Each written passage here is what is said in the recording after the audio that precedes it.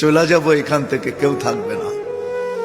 যিনি থাকার উনিই যখন থাকেন না, কারো কাছে মালাকুল মউত অনুমতি নিয়ে আসে না, আসবে না।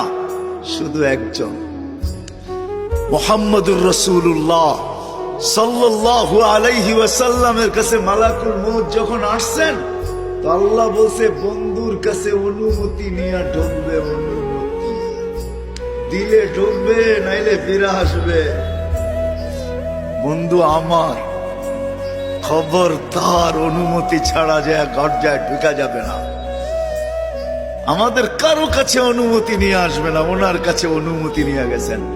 তারপরও বলছে শোনো, ঢুকার অনুমতি দিলেই কিন্তু হাত রাইখা দিবা না, আবার অনুমতি নিবা, রাখবা কি রাখবা না। বন্ধু যদি হ্যাঁ বলে তো রাইখো, যদি না বলে তো চলে আইসো। না বন্ধু আমার। কার বন্ধু? কার বন্ধু? হাবিবুল্লাহ।